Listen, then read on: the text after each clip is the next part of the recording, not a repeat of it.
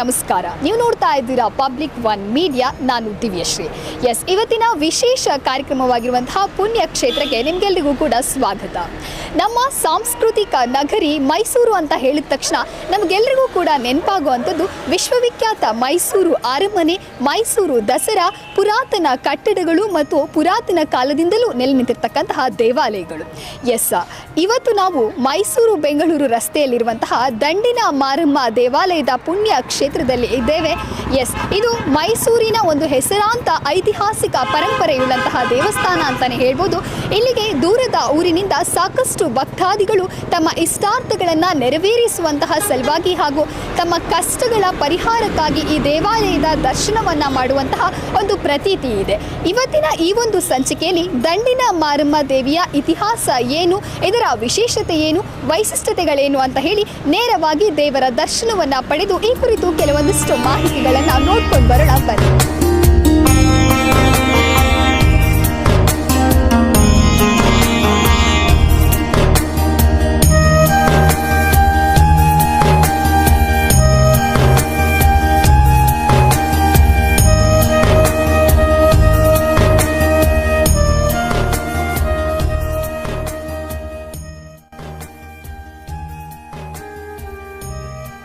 ಇದು ಕುರಿತು ಸಂಪೂರ್ಣ ಮಾಹಿತಿಯನ್ನ ನಮಗೆ ತಿಳಿಸಿಕೊಡೋದಕ್ಕೆ ಇಲ್ಲಿನ ಭಕ್ತಾದಿಗಳಾಗಿರುವಂತಹ ರಾಮಕೃಷ್ಣ ಅವರು ನಮ್ಮ ಜೊತೆಗಿದ್ದಾರೆ.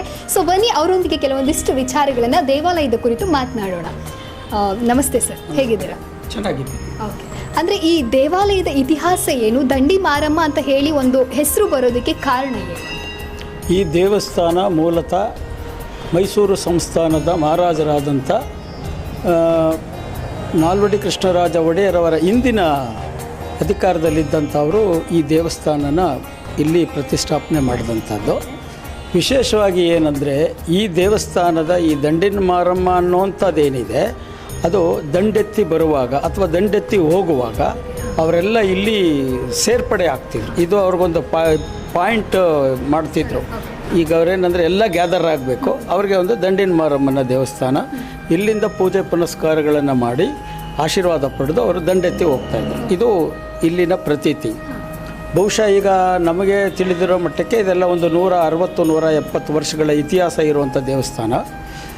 ಮೂಲತಃ ಈಗ ನೀವು ಏನು ಈ ಜಾಗದಲ್ಲಿ ನಿಂತಿದ್ದೀರಾ, ಇಲ್ಲಿ ಇದು ಈ 2 ಬೇವಿನ ಮರಗಳನ್ನು ನೋಡ್ತಾ ಇದ್ದೀರಿ.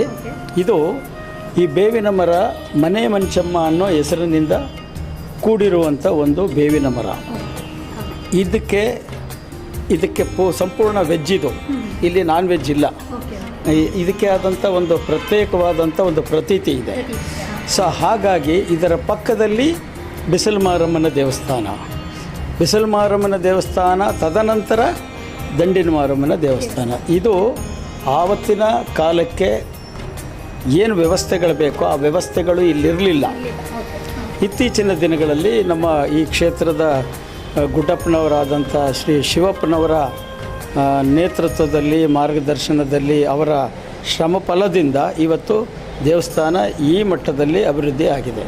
ಇದಕ್ಕೆ ಭಕ್ತಾದಿಗಳು, ಸಾರ್ವಜನಿಕರು, ಜಾತ್ಯತೀತವಾದಂಥ ಒಂದು ದೇವಸ್ಥಾನ. ಇಲ್ಲಿ ಈ ದೇವಸ್ಥಾನದ ಇನ್ನೊಂದು ಪವಾಡ ಏನಿದೆ ಅಂದರೆ, ನಿಮಗೆ ಅಮ್ಮ ಅಂದರೆ ಗೊತ್ತಿರಬೇಕು. ಕೆಲವರಿಗೆ ಮುಖದಲ್ಲಿ ಮೈಯಲ್ಲೆಲ್ಲ ಗುಳ್ಳೆ ಬರುತ್ತೆ. ಅದು ನೀವು ಎಲ್ಲೇ ಹೋದರೂ ವಾಸಿ ಆಗಲ್ಲ. ನೀವು ಇಲ್ಲಿ ಬಂದರೆ 3 ದಿನಕ್ಕೆ ವಾಸಿ ಆಗುತ್ತೆ. ಅದು ಇಲ್ಲಿ ಎಲ್ಲ ಧರ್ಮದವರು ಬರ್ತಾರೆ.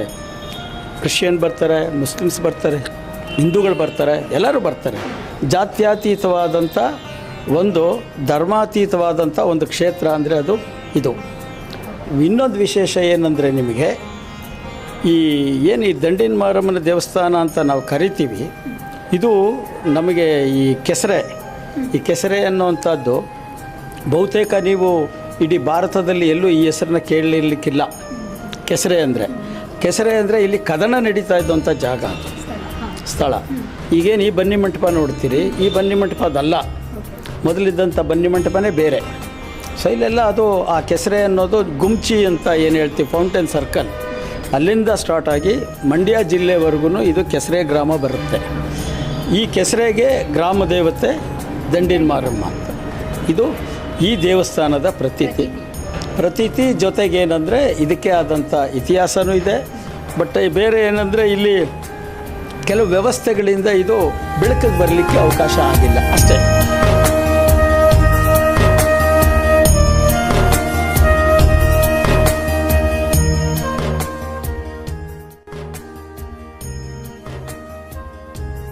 ಓಕೆ, ಇದೀಗ ಇಲ್ಲಿರುವಂತಹ ಬಿಸಿಲು ಮಾರಮ್ಮನ ದೇವಸ್ಥಾನದ ಹತ್ರ ನಾವು ಹೋಗ್ತಾ ಇದ್ದೀವಿ. ಸೊ ಅಲ್ಲಿನ ವಿಶೇಷತೆ ಏನು ಅಂತ ಹೇಳಿ ನಮಗೆ ತಿಳಿಸ್ಕೊಡ್ತಾರೆ. ಬಿಸಿಲು ಮಾರಮ್ಮನ ದೇವಸ್ಥಾನದ ವಿಶೇಷತೆ ಏನಂದರೆ, ಈ ದೇವರಿಗೆ ಗುಡಿ ಇರಲಿಲ್ಲ. ಇದು ಈ ದೇವಸ್ಥಾನದ ಆವರಣದ ಪಕ್ಕದಲ್ಲಿ, ಈಗ ನಾವು ಆ ಜಾಗ ನೋಡ್ತೀವಿ, ಆ ಜಾಗದಲ್ಲಿ ಇದ್ದಂಥ ಮೂರ್ತಿ ಇದು. ಕ್ರಮೇಣ ಅದು ಬೇರೆ ಬೇರೆ ಸಂದರ್ಭದಲ್ಲಿ ಬದಲಾವಣೆ ಆದಂಥ ಸಂದರ್ಭದಲ್ಲಿ ಈಗ ಬಿಸಿಲು ಮಾರಮ್ಮನ ದೇವಸ್ಥಾನದ ಪ್ರತಿಮೆ ಏನಿದೆ ಅದನ್ನು ಇಲ್ಲಿ ಪ್ರತಿಷ್ಠಾಪನೆ ಮಾಡಿರುವಂಥದ್ದು. ಇಲ್ಲಿ ಪ್ರತಿಷ್ಠಾಪನೆ ಮಾಡಿದ ಮೇಲೆ ಇಲ್ಲಿ ಅದರದ್ದೇ ಆದಂಥ ಒಂದು ಏನು ಆಚಾರ ವಿಚಾರ ವಿಶೇಷತೆ ಏನಿದೆಯೋ ಅದು ಭಕ್ತಾದಿಗಳು ಇಲ್ಲಿ ಅದನ್ನು ಅವರವರ ಭಕ್ತಿಯನುಸಾರವಾಗಿ ಪಡಿತಾರೆ. ವಿಶೇಷವಾಗಿ ಮಂಗಳವಾರ ಹೊರಭಾಗದಿಂದ ಅಥವಾ ಹೊರ ಜಿಲ್ಲೆಯಿಂದ ಹೊರ ರಾಜ್ಯದಿಂದ ಬರುವಂಥ ಜನಗಳು ಭಾಳ ಇದ್ದಾರೆ. ಬಂದಂಥವ್ರಿಗೆ ಪ್ರಸಾದದ ವ್ಯವಸ್ಥೆ ಆಗಬೇಕು, ದಾಸೋಹ ಆಗಬೇಕು ಅಂಥೇಳಿ ಆ ಒಂದು ವ್ಯವಸ್ಥೆಯನ್ನು ಪ್ರತಿ ಮಂಗಳವಾರ ಮಾತ್ರ ಇಲ್ಲಿ ಮಾಡಲಿಕ್ಕೆ ಸಾಧ್ಯ. ಅದು ಭಕ್ತಾದಿಗಳಿಂದ ಮತ್ತು ದೇವಸ್ಥಾನದ ಆಡಳಿತ ಮಂಡಳಿಯಿಂದ ಮಾತ್ರ ನಡೆಯೋಕ್ಕೆ ಸಾಧ್ಯ. ಅದನ್ನು ಇವರು ನಿರಂತರವಾಗಿ ಮಾಡ್ತಾರೆ.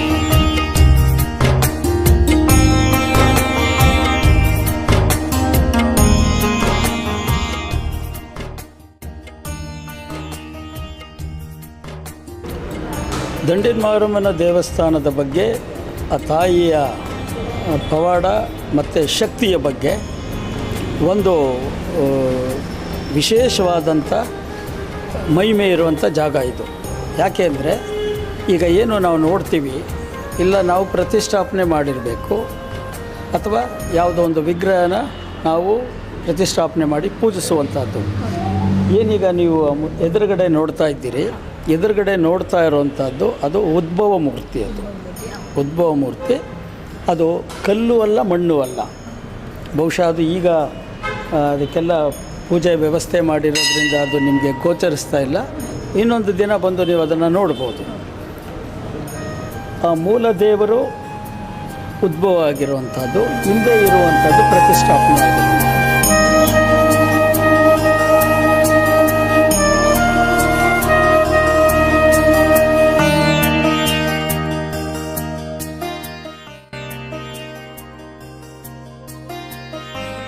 ಈ ದೇವಸ್ಥಾನ ಹೇಗಿತ್ತು ಅನ್ನೋದಾದರೆ ಅದರ ಭಾವಚಿತ್ರ ಅಲ್ಲಿದೆ ನಿಮಗೆ.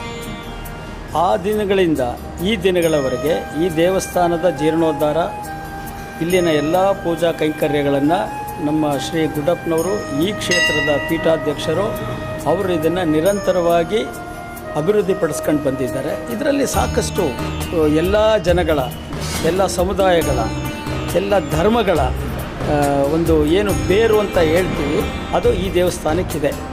ಸೊ ಅದನ್ನು ಅವರು ಪ್ರಾಮಾಣಿಕವಾಗಿ ಶ್ರದ್ಧೆ ಭಕ್ತಿಯಿಂದ ಮಾಡ್ಕೊಂಡು ಬಂದಿದ್ದಾರೆ. ಅದು ಸಾರ್ವಜನಿಕರಿಗೂ ಭಾಳಷ್ಟು ಅನುಕೂಲಗಳಾಗ್ತಾ ಇದೆ.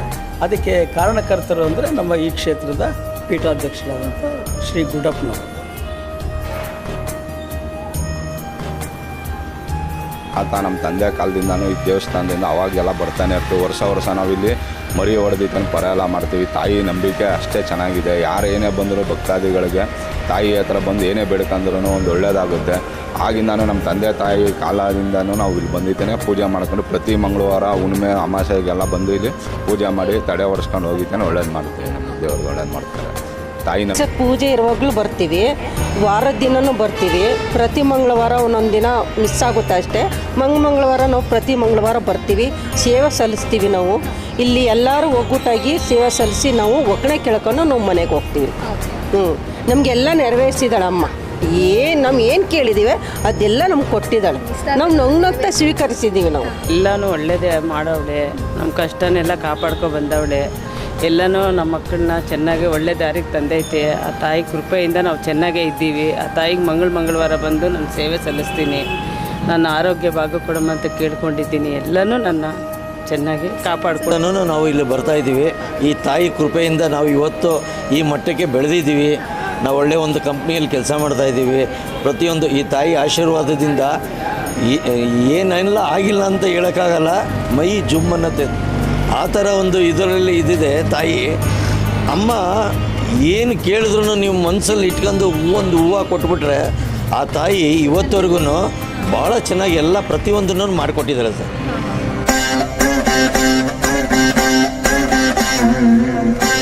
ಎಸ್, ನೋಡಿದ್ರಲ್ವಾ ವೀಕ್ಷಕರೇ, ದಂಡಿ ಮಾರಮ್ಮನ ದೇವಾಲಯದ ಇತಿಹಾಸವನ್ನ ಕುರಿತು ಸಾಕಷ್ಟು ಮಾಹಿತಿಯನ್ನ ನೀಡಿದಂತಹ ಶ್ರೀರಾಮಕೃಷ್ಣ ಇವರಿಗೆ ಧನ್ಯವಾದ ಹೇಳಿಕ್ಕೆ ಇಷ್ಟಪಡ್ತೀನಿ. ಸರ್, ಕೊನೆಯದಾಗಿ ಇಲ್ಲಿಗೆ ಬರ್ತಕ್ಕಂತಹ ಭಕ್ತಾದಿಗಳಿಗೆ ನೀವೇನು ಹೇಳೋದಕ್ಕೆ ಇಷ್ಟಪಡ್ತೀರಾ? ಭಕ್ತಾದಿಗಳಲ್ಲಿ ಇರುವಂಥದ್ದು ನಂಬಿಕೆ. ಇಲ್ಲಿ ನಾನು ಮೊದಲೇ ಹೇಳಿದಾಗೆ ಇಲ್ಲಿ ಧರ್ಮ ಜಾತಿ ಮೀರಿದ ಅಂತ ಒಂದು ಪುಣ್ಯಕ್ಷೇತ್ರ ಇದು ಎಲ್ಲ ಜನಾಂಗದವ್ರಿಗೂ ಇದೊಂದು ಆದರ್ಶವಾದಂಥ ಕ್ಷೇತ್ರ. ಇಲ್ಲಿ ಬರುವಂಥ ಪ್ರತಿಯೊಬ್ಬರಿಗೂ ಒಳ್ಳೆಯದಾಗಬೇಕು, ಒಳ್ಳೆಯದಾಗಿದೆ, ಒಳ್ಳೆಯದಾಗ್ತಾ ಇದೆ, ಅದನ್ನು ನಂಬಿ ಭಕ್ತಾದಿಗಳು ಬರ್ತಾರೆ. ಎಸ್, ನೋಡಿದ್ರಲ್ವಾ ವೀಕ್ಷಕರೇ, ಮೈಸೂರು ಬೆಂಗಳೂರು ರಸ್ತೆಯಲ್ಲಿ ಇರ್ತಕ್ಕಂಥ ದಂಡಿ ಮಾರಮ್ಮನ ದೇವಸ್ಥಾನದ ಕುರಿತು ಇರ್ತಕ್ಕಂಥ ವೈಶಿಷ್ಟ್ಯತೆ ಏನು, ಇದರ ವಿಶೇಷತೆ ಏನು ಅಂತ ಹೇಳಿ ಈ ಸಂಚಿಕೆಯಲ್ಲಿ ಬಹಳ ಸಂಕ್ಷಿಪ್ತವಾಗಿ ತಿಳಿಸಿಕೊಟ್ಟಿದ್ದೇವೆ.